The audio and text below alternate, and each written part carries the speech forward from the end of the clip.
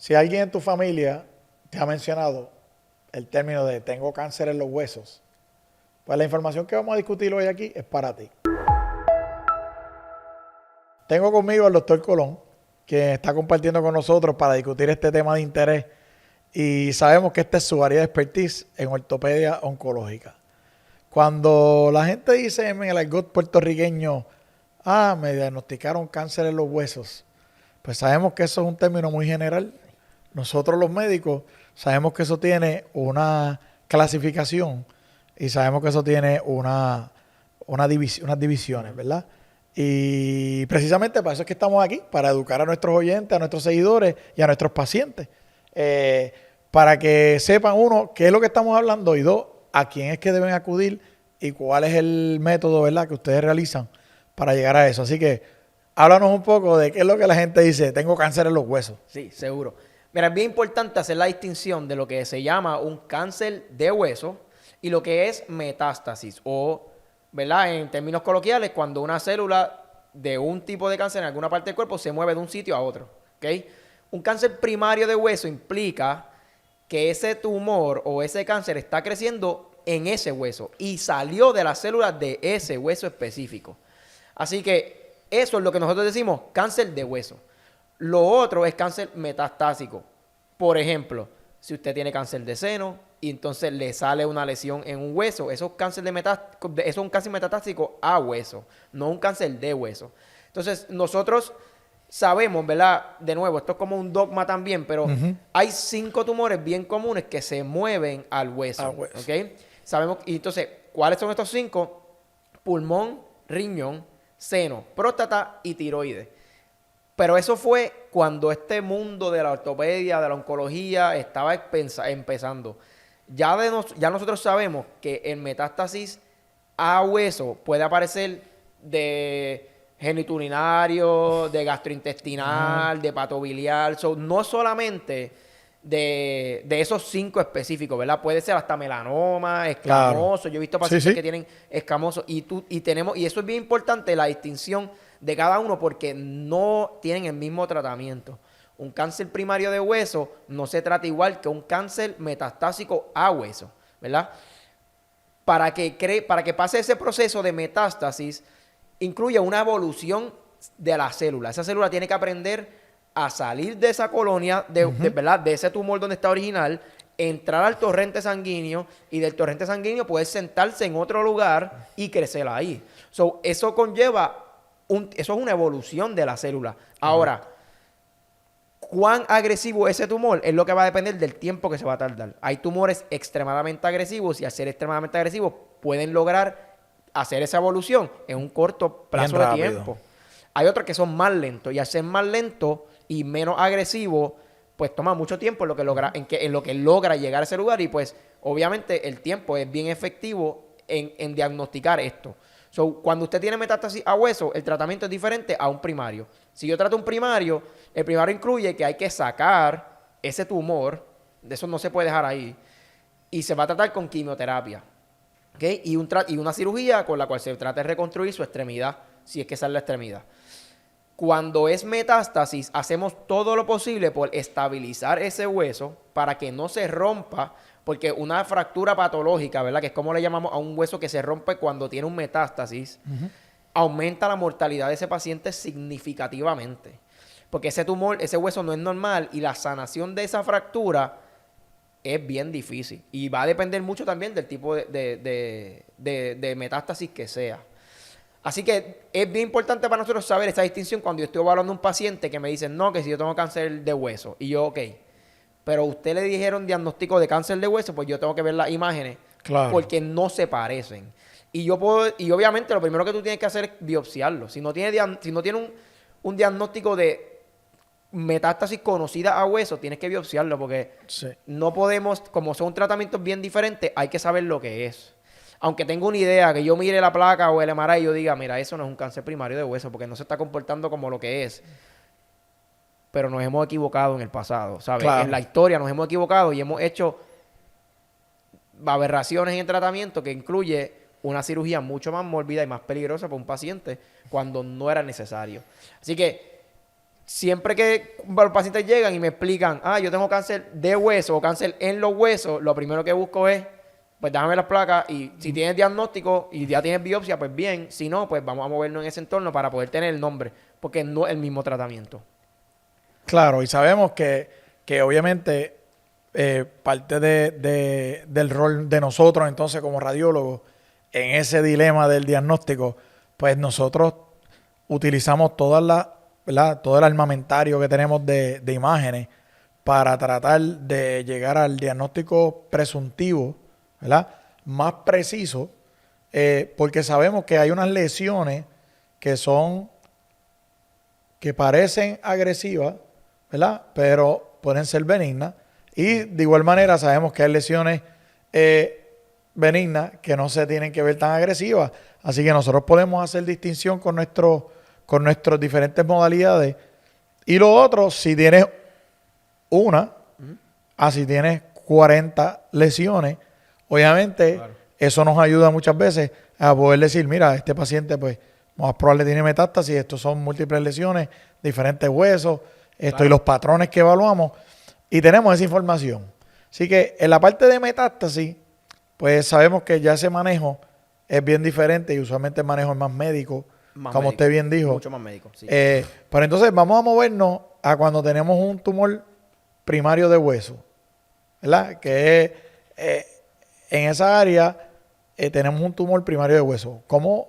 Después de la parte de imágenes, porque sabemos que le vamos a mandar imágenes, vamos a hacer el MRI, el CT, las placas, y ustedes van a tener un buen entorno, ¿verdad? De una buena idea de con qué es que estamos bregando.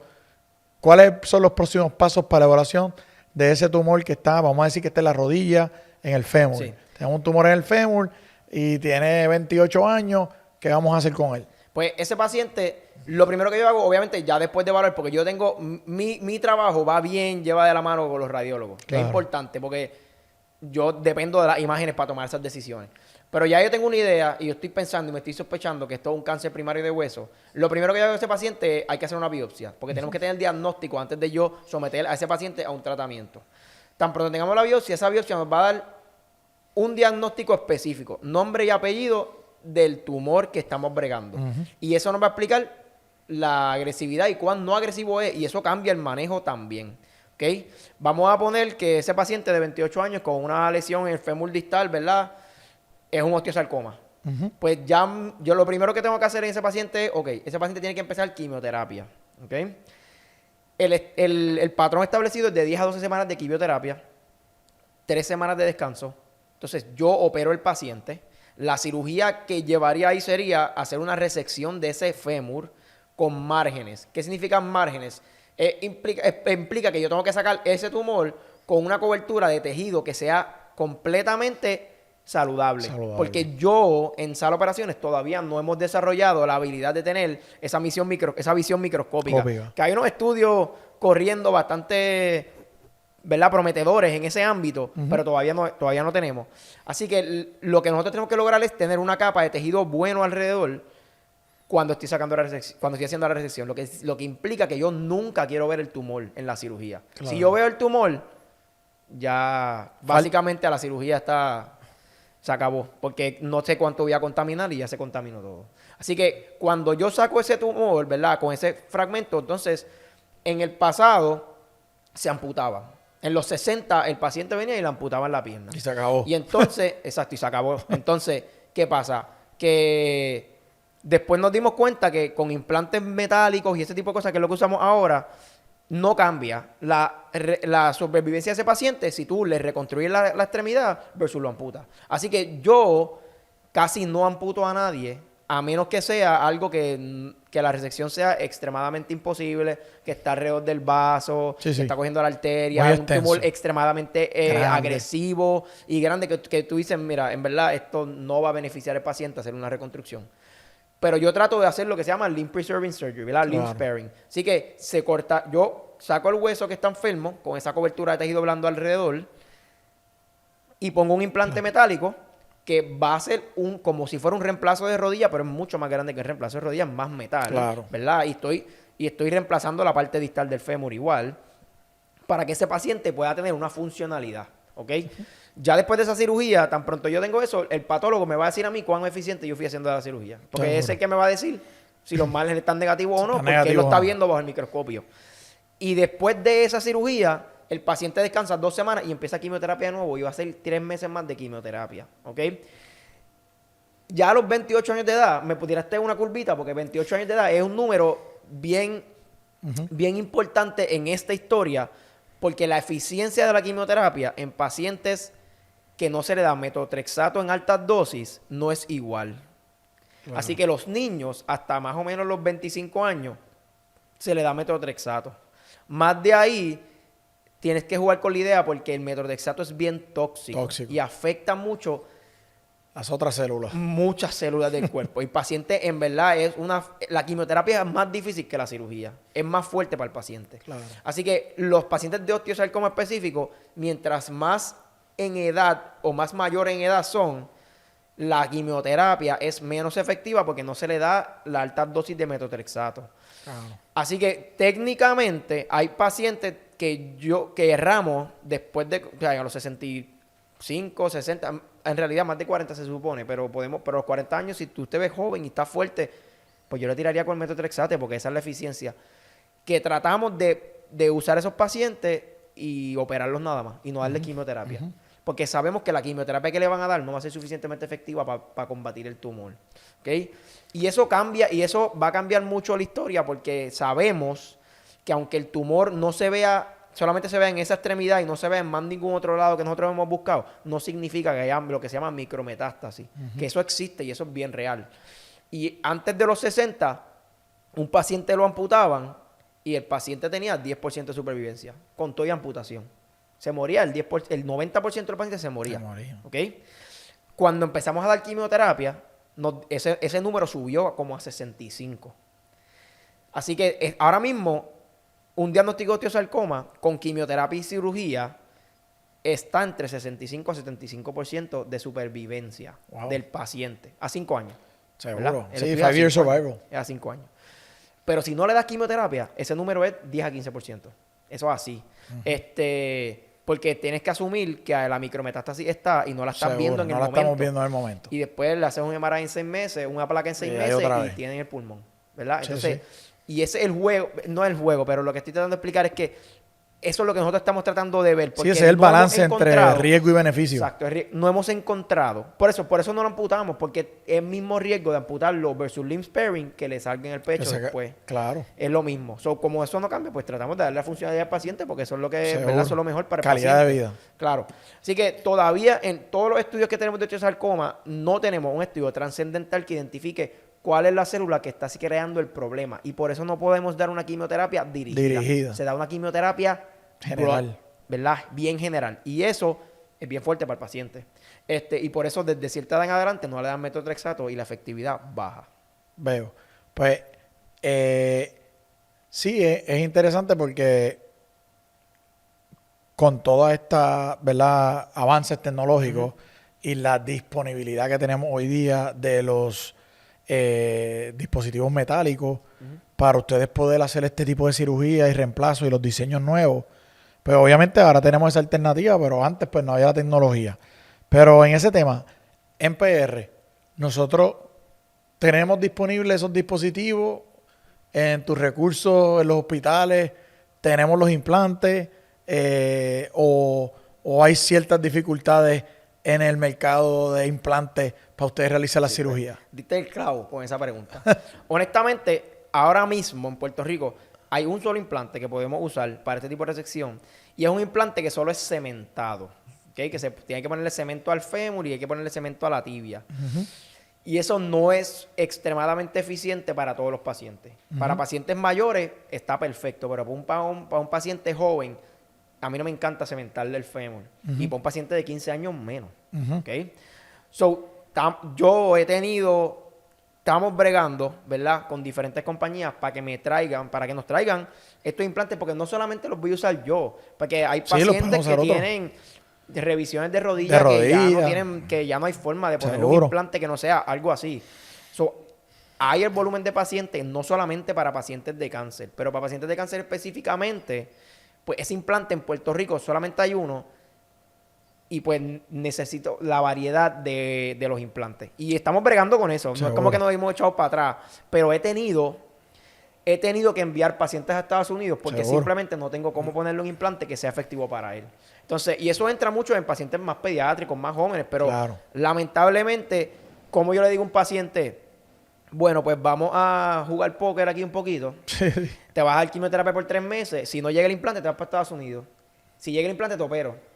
Y es como que, mano, pues para eso vete para Estados Unidos. Seguro. Y te da el tratamiento completo allá, porque llegar a estar aquí, te estás tratando y de la nada yo te digo, mano, yo no te puedo operar. Tienes 2 semanas para irte para Estados Unidos, operarte y eso ya es complicado. Claro. Yo siempre digo a mis pacientes, si ustedes quieren hacer la apuesta, perfecto. Yo no tengo problema con hacerlo, pero yo no estoy seguro que es lo más sabio.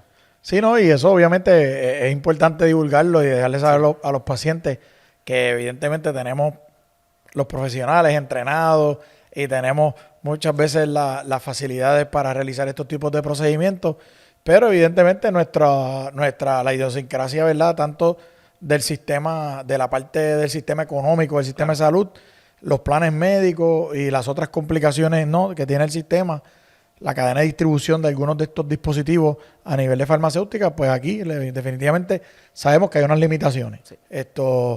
Y sabemos que a veces se hacen reemplazos y hay que mandar a pedir unos tamaños y no necesariamente los tamaños están disponibles y pues eso sabemos que esa problemática la hay a diario en los hospitales que tienen mis colegas y yo sé que ustedes hacen una labor encomiable, brutal, siempre pensando en el beneficio de los pacientes y pues evidentemente eso se agradece y es parte de, obviamente de la gesta que ustedes hacen en su vocación, así que pero ya sé que ese es otro de los retos. Ya tenemos una buena información, ¿verdad?, de lo que estamos haciendo con tumores primarios de hueso. Obviamente la parte de las metástasis es otra conversación larga y esa la vamos a tener que compartir en otro episodio con nuestros colegas oncólogos, ya que mucho el manejo de eso es médico. Sí. Así que para una consulta, doctor, ¿dónde lo pueden conseguir nuestros pacientes o nuestros seguidores en caso de que tengan una consulta para uno de estos problemas médicos? Seguro. Siempre estamos a la orden en el 787-772-1007 o el 787-772-1008. Bueno, pues agradecido por esta oportunidad. Recuerden que en Puerto Rico contamos con un profesional como el doctor Colón, ortopedia, especialista en oncología. Está disponible, ¿verdad?, para darle sus servicios. Recuerden que en Puerto Rico Medicine Center nosotros te queremos saludable y obviamente la prevención es la solución. Y cualquiera de estos problemas siempre es importante saber que contamos con los recursos médicos apropiados en nuestra isla y que podemos accesarlos a ellos y podemos sacar una cita. Recuerda seguirnos en nuestras plataformas de redes sociales, tanto en Instagram como Facebook y en nuestra página. Y recuerden seguir nuestro podcast, Una Imagen de Salud y Bienestar, para más información como esta.